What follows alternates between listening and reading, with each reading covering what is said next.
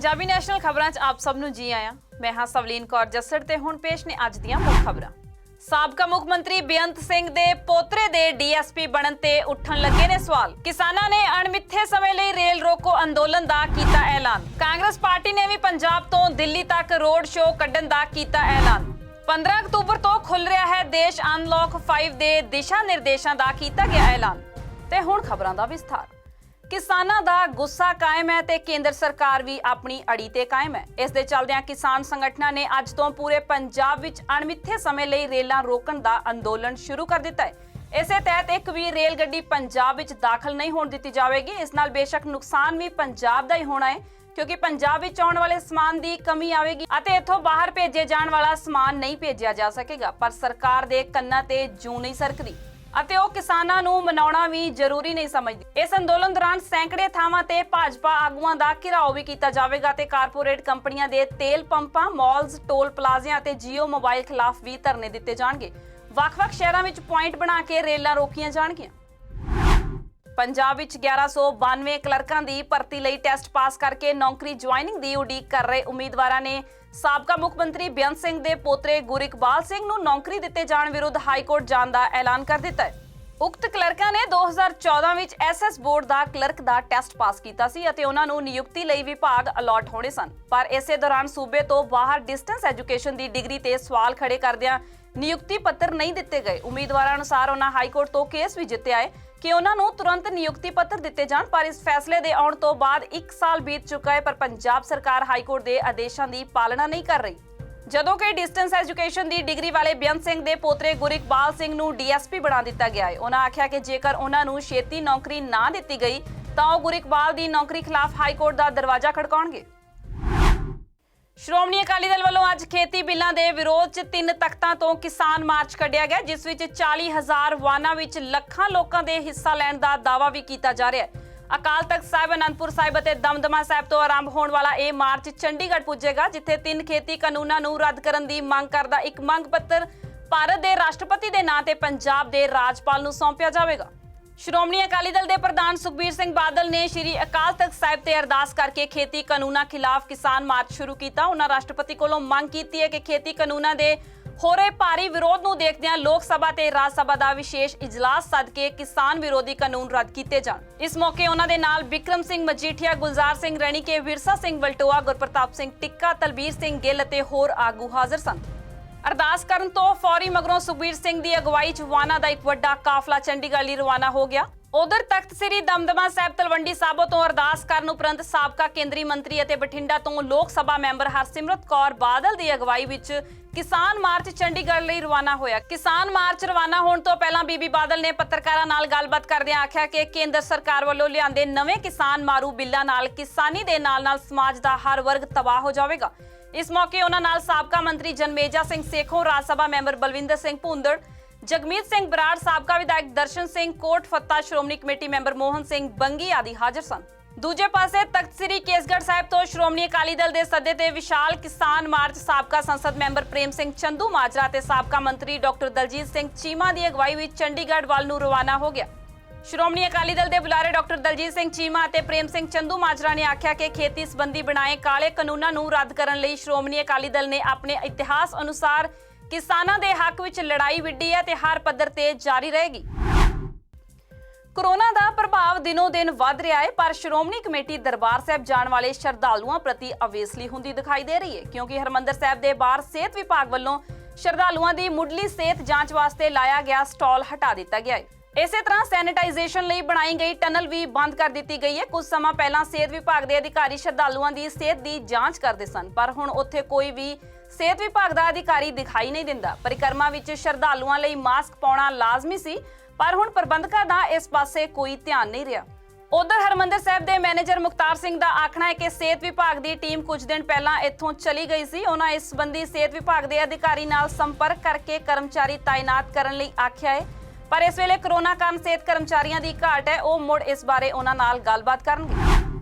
ਦੇਸ਼ ਦੀਆਂ ਬੈਂਕਾਂ ਨੂੰ ਲੋਨ ਦੇ ਨਾਂ ਤੇ ਵੱਡੇ ਉਦਯੋਗਪਤੀਆਂ ਵੱਲੋਂ ਚੂਨਾ ਲਗਾ ਕੇ ਭੱਜ ਜਾਣਾ ਕੋਈ ਨਵੀਂ ਗੱਲ ਨਹੀਂ ਹੈ। ਵਿਜੇ ਮਾਲੀਆ, ਨੀਰਵ ਮੋਦੀ, ਮੇਹੁਲ ਚੌਕਸੀ ਇਸ ਦੀਆਂ ਉਦਾਹਰਨਾਂ ਨੇ, ਪਰ ਹੁਣ ਪੰਜਾਬ ਨੈਸ਼ਨਲ ਬੈਂਕ ਨਾਲ ਠੱਗੀ ਦਾ ਨਵਾਂ ਮਾਮਲਾ ਸਾਹਮਣੇ ਆਇਆ ਹੈ। ਜਿੱਥੇ ਸਿੰਟੈਸ ਇੰਡਸਟਰੀਜ਼ ਨੇ ਇਸ ਬੈਂਕ ਨਾਲ 1203 ਕਰੋੜ ਦਾ ਫਰਾਡ ਕੀਤਾ ਹੈ।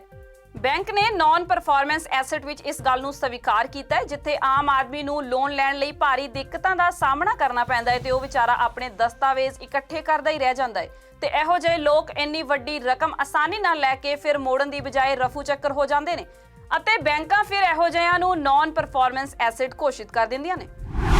ਖੇਤੀ ਬਿੱਲਾਂ ਖਿਲਾਫ ਕਿਸਾਨ ਜਥੇਬੰਦੀਆਂ ਦੇ ਨਾਲ-ਨਾਲ ਸਿਆਸੀ ਪਾਰਟੀਆਂ ਵੀ ਮੈਦਾਨ 'ਚ ਡਟੀਆਂ ਨੇ। ਅਜਿਹੇ 'ਚ ਕਾਂਗਰਸ ਪਾਰਟੀ ਵੱਲੋਂ ਖੇਤੀ ਬਿੱਲਾਂ ਖਿਲਾਫ ਪੰਜਾਬ ਤੋਂ ਦਿੱਲੀ ਤੱਕ ਰੋਡ ਸ਼ੋਅ ਕੱਢਣ ਦਾ ਐਲਾਨ ਕੀਤਾ ਗਿਆ ਹੈ। ਕਾਂਗਰਸ ਦੇ ਸਾਬਕਾ ਪ੍ਰਧਾਨ ਰਾਹੁਲ ਗਾਂਧੀ ਪੰਜਾਬ ਦੌਰੇ ਤੇ ਆ ਰਹੇ ਨੇ ਅਤੇ ਮੁੱਖ ਮੰਤਰੀ ਕੈਪਟਨ ਅਮਰਿੰਦਰ ਸਿੰਘ 3 ਤੋਂ 5 ਅਕਤੂਬਰ ਤੱਕ ਉਹਨਾਂ ਨਾਲ ਮਿਲ ਕੇ ਪੰਜਾਬ ਭਰ 'ਚ ਟਰੈਕਟਰ ਰੈਲੀਆਂ ਦੀ ਅਗਵਾਈ ਕਰਨਗੇ। ਪੰਜਾਬ ਕਾਂਗਰਸ ਦੇ ਇੰਚਾਰਜ ਹਰੀਸ਼ ਰਾਵਤ ਤੇ ਪੰਜਾਬ ਕਾਂਗਰਸ ਦੇ ਪ੍ਰਧਾਨ ਸੁਨੀਲ ਜਾਖੜ ਵੀ ਇਸ ਰੋਡ ਸ਼ੋਅ ਦਾ ਹਿੱਸਾ ਹੋਣਗੇ। ਭਾਰਤ ਵਿੱਚ ਪਿਛਲੇ 24 ਘੰਟਿਆਂ ਵਿੱਚ ਕਰੋਨਾ ਦੇ 86,821 ਨਵੇਂ ਕੇਸ ਸਾਹਮਣੇ ਆਉਣ ਨਾਲ ਕਰੋਨਾ ਪੀੜਤਾਂ ਦਾ ਅੰਕੜਾ 63 ਲੱਖ ਨੂੰ ਪਾਰ ਕਰ ਗਿਆ ਹੈ, ਜਦੋਂ ਕਿ ਹੁਣ ਤੱਕ 52,73,201 ਵਿਅਕਤੀ ਸਿਹਤਯਾਬ ਵੀ ਹੋ ਚੁੱਕੇ ਨੇ। ਕੇਂਦਰੀ ਵਿਭਾਗ ਵੱਲੋਂ ਜਾਰੀ ਅੰਕੜਿਆਂ ਮੁਤਾਬਕ ਰਿਕਵਰੀ ਦਰ ਵੱਧ ਕੇ 83.53% ਹੋ ਗਈ ਹੈ। 1181 ਹੋਰ ਮੌਤਾਂ ਹੋਣ ਨਾਲ ਕਰੋਨਾ ਵਾਇਰਸ ਕਰਕੇ ਮਰਨ ਵਾਲਿਆਂ ਦੀ ਗਿਣਤੀ 98,678 ਹੋ ਗਈ ਹੈ। ਰੁਕ ਕਰਦੇ ਹਾਂ ਸੂਬੇ ਪੰਜਾਬ ਵੱਲ ਤਾਂ ਪੰਜਾਬ ਵਿੱਚ 1435 ਨਵੇਂ ਮਰੀਜ਼ ਰਿਪੋਰਟ ਹੋਏ ਨੇ। ਕਰੋਨਾ ਕਾਰਨ ਪੰਜਾਬ 'ਚ ਹੁਣ ਤੱਕ 1,13,886 ਲੋਕ ਪੋਜ਼ਿਟਿਵ ਪਾਏ ਗਏ ਨੇ, ਜਿਨ੍ਹਾਂ ਵਿੱਚੋਂ 93,666 ਮਰੀਜ਼ ਠੀਕ ਹੋ ਚੁੱਕੇ ਨੇ ਅਤੇ ਬਾਕੀ 16,814 ਮਰੀਜ਼ ਇਲਾਜ ਦੇ ਅਧੀਨ ਨੇ। ਸਭ ਤੋਂ ਵੱਧ 167 ਨਵੇਂ ਮਾਮਲੇ ਅੰਮ੍ਰਿਤਸਰ ਤੋਂ ਰਿਪੋਰਟ ਹੋਏ ਨੇ। यूपी ਦੇ ਹਾਥਰਸ ਵਿੱਚ ਇੱਕ 19 ਸਾਲਾ ਲੜਕੀ ਨਾਲ ਹੈਵਾਨੀਅਤ ਦੀ ਹੋਈ ਹੱਦ ਦੀਆਂ ਸੁਰਖੀਆਂ ਅਜੇ ਫਿੱਕੀਆਂ ਨਹੀਂ ਸਨ ਪਈਆਂ ਕਿ ਪੂਰਬੀ ਯੂਪੀ ਦੇ ਬਲਰਾਮਪੁਰ ਇਲਾਕੇ ਵਿੱਚ ਇੱਕ ਹੋਰ ਇਹੋ ਜਿਹੀ ਘਟਨਾ ਨੇ ਪੂਰੇ ਦੇਸ਼ ਨੂੰ ਸ਼ਰਮਸਾਰ ਕਰ ਦਿੱਤਾ ਹੈ। 22 ਸਾਲਾ ਲੜਕੀ ਕਿਸੇ ਡਿਗਰੀ ਕਾਲਜ ਵਿੱਚ ਦਾਖਲਾ ਕਰਵਾ ਕੇ ਵਾਪਸ ਆ ਰਹੀ ਸੀ ਕਿ ਕੁਝ ਜਾਣਿਆਂ ਨੇ ਉਸ ਨੂੰ ਅਗਵਾ ਕਰ ਲਿਆ ਤੇ ਕਿਤੇ ਲਿਜਾ ਕੇ ਨਸ਼ੀਲੀ ਚੀਜ਼ ਖਵਾ ਕੇ ਉਸ ਨਾਲ ਗੈਂਗਰੇਪ ਕੀਤਾ। ਦੱਸਿਆ ਜਾਂਦਾ ਹੈ ਕਿ ਉਕਤ 4 ਵਿਅਕਤੀ ਸਨ। ਇੱਥੇ ਹੀ ਬਸ ਨਹੀਂ, ਫਿਰ ਉਸ ਲੜਕੀ ਦੀਆਂ ਲੱਤਾਂ ਤੋੜ ਦਿੱਤੀਆਂ ਤੇ ਲੱਕ ਵੀ ਤੋੜ ਦਿੱਤਾ। ਫਿਰ ਉਸ ਨੂੰ ਉਸੇ ਹਾਲਤ ਵਿੱਚ ਈ-ਰਿਕਸ਼ਾ ਤੇ ਬਿਠਾ ਕੇ ਘਰ ਭੇਜ ਦਿੱਤਾ ਗਿਆ। ਘਰ ਪਹੁੰਚਦਿਆਂ ਲੜਕੀ ਦੀ ਹਾਲਤ ਕਾਫੀ ਖਰਾਬ ਹੋ ਚੁੱਕੀ ਸੀ, ਪਰ ਘਰਦਿਆਂ ਵੱਲੋਂ ਉਸ ਨੂੰ ਹਸਪਤਾਲ ਲਿਜਾਇਆ ਗਿਆ, ਪਰ ਉਹ ਰਾਹ ਵਿੱਚ ਹੀ ਦਮ ਤੋੜ ਗਈ। ਦਰਅਸਲ ਯੂਪੀ ਵਿੱਚ ਹੁਣ ਕਾਨੂੰਨ ਵਿਵਸਥਾ ਨਾਂ ਦੀ ਕੋਈ ਗੱਲ ਨਹੀਂ ਰਹਿ ਗਈ ਤੇ ਦਿਨੋਂ ਦਿਨ ਇਹੋ ਜਿਹੇ ਅਪਰਾਧਾਂ 'ਚ ਭਾਰੀ ਵਾਧਾ ਹੋ ਰਿਹਾ ਹੈ। ਇਸੇ ਤਰ੍ਹਾਂ ਦੀ ਇੱਕ ਘਟਨਾ ਮੱਧ ਪ੍ਰਦੇਸ਼ ਦੇ ਖਰਗੇਨ ਇਲਾਕੇ ਦੀ ਹੈ। ਉੱਥੇ ਵੀ ਇੱਕ ਲੜਕੀ ਨੂੰ ਗੈਂਗਰੇਪ ਦਾ ਸ਼ਿਕਾਰ ਬਣਾਉਣ ਦੀਆਂ ਖਬਰਾਂ ਸਾਹਮਣੇ ਆ ਰਹੀਆਂ ਨੇ। ਦੇਸ਼ ਨੂੰ ਸ਼ਰਮਸਾਰ ਕਰਨ ਵਾਲੀਆਂ ਉਕਤ ਘਟਨਾਵਾਂ ਨਾਲ ਦੇਸ਼ ਦੇ ਅਕਸ ਤੇ ਸਵਾਲੀਆ ਨਿਸ਼ਾਨ ਲੱਗ ਰਹੇ ਨੇ। ਵਿਵਾਦਗ੍ਰਸਤ ਖੇਤੀ ਕਾਨੂੰਨ ਪਾਸ ਕਰਨ ਲਈ ਪ੍ਰਧਾਨ ਮੰਤਰੀ ਮੋਦੀ ਦਾ ਸਾਰਾ ਜ਼ੋਰ ਲੱਗਾ ਹੋਇਆ ਹੈ ਕਿ ਇਹ ਬਿੱਲ ਕਿਸਾਨਾਂ ਦੇ ਹਿੱਤ ਵਿੱਚ ਨੇ ਅਤੇ ਨਾਲ ਹੀ ਆਖਿਆ ਜਾ ਰਿਹਾ ਹੈ ਕਿ ਕਿਸਾਨਾਂ ਨੂੰ ਕਿਤੇ ਵੀ ਜਾ ਕੇ ਆਪਣੀ ਉਪਜ ਆਪਣੇ ਰੇਟ ਤੇ ਵੇਚਣ ਦੀ ਖੁੱਲ੍ਹ ਹੋਵੇਗੀ। ਪਰ ਪ੍ਰਧਾਨ ਮੰਤਰੀ ਦਾ ਆਦੇਸ਼ ਉਹਨਾਂ ਦੀ ਆਪਣੀ ਪਾਰਟੀ ਦੀ ਹਰਿਆਣਾ ਸਰਕਾਰ ਮੰਨਣ ਨੂੰ ਤਿਆਰ ਨਹੀਂ ਹੈ ਅਤੇ ਉਸਨੇ ਪੰਜਾਬ ਅਤੇ ਰਾਜਸਥਾਨ ਤੋਂ ਝੋਨਾ ਲਿਆਉਣ ਤੇ ਪਾਬੰਦੀ ਲਗਾ ਦਿੱਤੀ ਹੈ। ਇਸ ਤਰ੍ਹਾਂ ਕਿਸਾਨਾਂ ਵੱਲੋਂ ਪ੍ਰਗਟਾਏ ਜਾ ਰਹੇ ਤੌਖਲੇ ਸੱਚ ਵੀ ਹੋਣ ਲੱਗੇ ਨੇ। ਜੇਕਰ ਭਾਜਪਾ ਦੀ ਹਰਿਆਣਾ ਸਰਕਾਰ ਹੀ ਇੱਕ ਮੰਡੀ ਇੱਕ ਦੇਸ਼ ਮੰਨਣ ਨੂੰ ਤਿਆਰ ਨਹੀਂ ਤਾਂ ਮੰਡੀਕਰਨ ਸਿਸਟਮ ਤੋੜੇ ਜਾਣ ਤੋਂ ਬਾਅਦ ਆਖਿਰ ਕਿਸਾਨ ਆਪਣੀ ਉਪਜ ਫਿਰ ਕਾਰਪੋਰੇਟ ਘਰਾਣਿਆਂ ਨੂੰ ਵੇਚਣ ਲਈ ਮਜਬੂਰ ਹੋ ਜਾਣਗੇ, ਜੋ ਕਿ ਪਹਿਲਾਂ ਹੀ ਇਸ ਗੱਲ ਦਾ ਖਦਸ਼ਾ ਪ੍ਰਗਟਾ ਰਹੇ ਨੇ। ਦਿੱਲੀ ਵਿੱਚ ਹਾਥਰਸ ਗੈਂਗਰੇਪ ਦੀ ਪੀੜਤਾ ਦੇ ਪਰਿਵਾਰ ਨੂੰ ਮਿਲਣ ਜਾ ਰਹੇ ਰਾਹੁਲ ਗਾਂਧੀ ਅਤੇ ਪ੍ਰਿਯੰਕਾ ਗਾਂਧੀ ਨੂੰ ਪੁਲਿਸ ਵੱਲੋਂ ਗ੍ਰਿਫਤਾਰ ਕਰ ਲਿਆ ਗਿਆ ਹੈ। ਪੁਲਿਸ ਨੇ ਇਹਨਾਂ ਨੂੰ ਯਮੁਨਾ ਪ੍ਰੈਸਵੇ ਤੇ ਗ੍ਰਿਫਤਾਰ ਕੀਤਾ ਹੈ। ਦੱਸਿਆ ਜਾ ਰਿਹਾ ਹੈ ਕਿ ਪੁਲਿਸ ਰਾਹੁਲ ਅਤੇ ਪ੍ਰਿਯੰਕਾ ਨੂੰ ਗੱਡੀ ਵਿੱਚ ਬਿਠਾ ਕੇ ਯੂਪੀ ਲੈ ਗਈ ਹੈ। ਰਾਹੁਲ ਦੇ ਸਮਰਥਕਾਂ ਵੱਲੋਂ ਪੁਲਿਸ ਦੀ ਗੱਡੀ ਤੇ ਚੜ੍ਹ ਕੇ ਰੋਕਣ ਦਾ ਵੀ ਯਤਨ ਕੀਤਾ ਗਿਆ ਹੈ। ਕੋਰੋਨਾ ਕਾਲ ਵਿੱਚ ਕਈ ਮਹੀਨਿਆਂ ਤੋਂ ਬੰਦ ਦੇਸ਼ ਆਖਿਰ 15 ਅਕਤੂਬਰ ਤੋਂ ਖੁੱਲਣ ਜਾ ਰਿਹਾ ਹੈ। ਕੇਂਦਰੀ ਗ੍ਰਹਿ ਵਿਭਾਗ ਨੇ ਅਨਲੌਕ 5 ਦੇ ਦਿਸ਼ਾ ਨਿਰਦੇਸ਼ ਜਾਰੀ ਕਰ ਦਿੱਤੇ ਨੇ, ਜਿਸ ਤਹਿਤ ਹੁਣ ਸਿਨੇਮਾ ਘਰ, ਸਵਿਮਿੰਗ ਪੂਲ, ਮਨੋਰੰਜਨ ਪਾਰਕ ਆਦਿ ਖੋਲਣ ਦੀ ਪ੍ਰਵਾਨਗੀ ਦੇ ਦਿੱਤੀ ਹੈ। ਸਕੂਲਾਂ ਅਤੇ ਹੋਰ ਵਿਦਿਅਕ ਸੰਸਥਾਵਾਂ ਦਾ ਫੈਸਲਾ ਸੂਬਿਆਂ ਤੇ ਛੱਡ ਦਿੱਤਾ ਹੈ। ਸਿਨੇਮਾ ਘਰਾਂ ਵਿੱਚ ਹਾਲੇ ਪੜਾਅਵਾਰ ਖੋਲ ਦਿੱਤੀ ਗਈ ਹੈ, ਭਾਵ ਕਿ ਅਜੇ 50% ਦੀ ਸਮਰੱਥਾ ਨਾਲ ਹੀ ਖੁੱਲਣਗੇ। ਇਸ ਤੋਂ ਇਲਾਵਾ ਧਾਰਮਿਕ, ਸੱਭਿਆਚਾਰਕ ਅਤੇ ਸਿਆਸੀ ਇਕੱਠਾਂ ਵਿੱਚ ਗਿਣਤੀ 100 ਤੋਂ ਵੱਧ ਕੀਤੇ ਜਾਣ ਦੀ ਵੀ ਇਜਾਜ਼ਤ ਦੇ ਦਿੱਤੀ ਗਈ ਹੈ। ਕੋਰੋਨਾ ਦੇ ਮਾਮਲੇ ਬੇਸ਼ੱਕ ਘਟ ਰਹੇ ਨੇ, ਪਰ ਸਾਵਧਾਨੀ ਉਸੇ ਤਰ੍ਹਾਂ ਰੱਖਣ ਦੇ ਸਖਤ ਨਿਰਦੇਸ਼ ਦਿੱਤੇ ਗਏ ਨੇ ਅਤੇ ਕੰਟੇਨਮੈਂਟ ਜ਼ੋਨਾਂ ਵਿੱਚ ਲਾਕਡਾਊਨ ਪਹਿਲਾਂ ਵਾਂਗ ਹੀ ਜਾਰੀ ਰਹੇਗਾ, ਜਦਕਿ ਇਸ ਦੇ ਨਾਲ ਹੀ ਅੰਤਰਰਾਸ਼ਟਰੀ ਉਡਾਨਾਂ ਤੇ ਵੀ ਪਾਬੰਦੀ 31 ਅਕਤੂਬਰ ਤੱਕ ਵਧਾ ਦਿੱਤੀ ਹੈ। ਉਧਰ ਪੰਜਾਬ ਸਰਕਾਰ ਨੇ ਵੱਡਾ ਐਲਾਨ ਕੀਤਾ ਹੈ। ਪੰਜਾਬ ਵਿੱਚ ਚੱਲ ਰਿਹਾ ਵੀਕਐਂਡ ਲਾਕਡਾਊਨ ਹਟਾ ਦਿੱਤਾ ਗਿਆ ਹੈ। ਨਾਈਟ ਕਰਫਿਊ ਵੀ ਖਤਮ ਕਰਨ ਦਾ ਐਲਾਨ ਕੀਤਾ ਗਿਆ ਹੈ।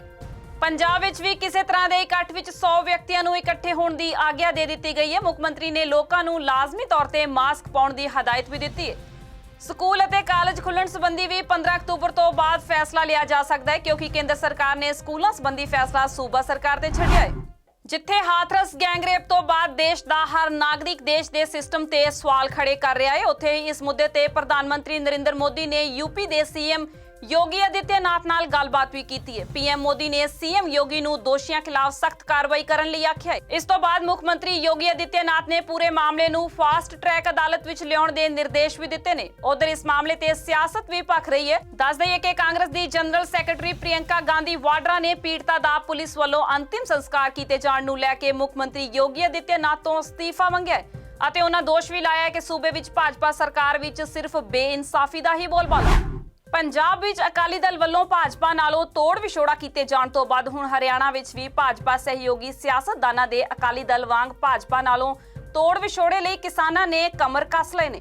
ਹਰਿਆਣਾ ਦੇ ਕਿਸਾਨ ਸੰਗਠਨਾਂ ਨੇ 6 ਅਕਤੂਬਰ ਨੂੰ ਸਿਰਸਾ ਵਿਖੇ ਹਰਿਆਣਾ ਦੇ ਉਪ ਮੁੱਖ ਮੰਤਰੀ ਦੁਸ਼ਯੰਤ ਚੌਟਾਲਾ ਅਤੇ ਬਿਜਲੀ ਮੰਤਰੀ ਚੌਧਰੀ ਰਣਜੀਤ ਸਿੰਘ ਦਾ ਘਿਰਾਓ ਕਰਨ ਦਾ ਐਲਾਨ ਕਰ ਦਿੱਤਾ ਹੈ। ਸੂਬਾ ਪੱਧਰੀ ਇਸ ਘਿਰਾਓ ਪ੍ਰਤੀ ਲਾਮਬੰਦੀ ਨੂੰ ਕਿਸਾਨ ਸੰਘਰਸ਼ ਦੀ ਕਰਮ ਭੂਮੀ ਪਿੰਡ ਚਟਾਲਾ ਤੋਂ ਸ਼ੁਰੂ ਕਰਨ ਦਾ ਐਲਾਨ ਕੀਤਾ ਗਿਆ ਹੈ। ਆਉਣ ਵਾਲੇ ਸਮੇਂ ਵਿੱਚ ਕਿਸਾਨਾਂ ਵੱਲੋਂ ਹਰਿਆਣਾ ਵਿੱਚ ਵੀ ਦੁਸ਼ਯੰਤ ਨੂੰ ਭਾਜਪਾ ਨਾਲੋਂ ਤੋੜ ਵਿਛੋੜਾ ਕਰਨ ਲਈ ਮਜਬੂਰ ਕੀਤਾ ਜਾਵੇਗਾ, ਜੋ ਕਿ ਖੁਦ ਹਮੇਸ਼ਾ ਕਿਸਾਨ ਹਿਤੈਸ਼ੀ ਰਹੇ ਨੇ।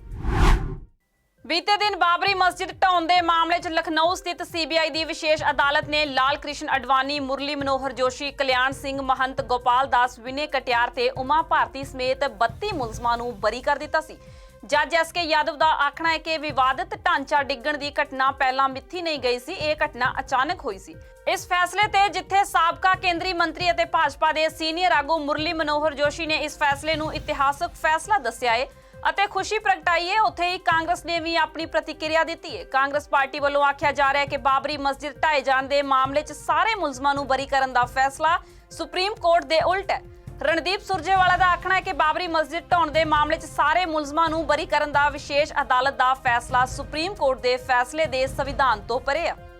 ਦੱਸ ਦਈਏ ਕਿ ਸੁਪਰੀਮ ਕੋਰਟ ਦੇ 5 ਜੱਜਾਂ ਦੀ ਬੈਂਚ ਦੇ 9 ਨਵੰਬਰ 2019 ਦੇ ਫੈਸਲੇ ਮੁਤਾਬਕ ਬਾਬਰੀ ਮਸਜਿਦ ਨੂੰ ਢਾਉਣਾ ਇੱਕ ਗੈਰ ਕਾਨੂੰਨੀ ਅਪਰਾਧ ਸੀ, पर विशेष अदालत ने सारे मुलजमां नूं बरी कर दिता है। विशेष अदालत का फैसला साफ तौर पर सुप्रीम कोर्ट के फैसले के उल्ट है।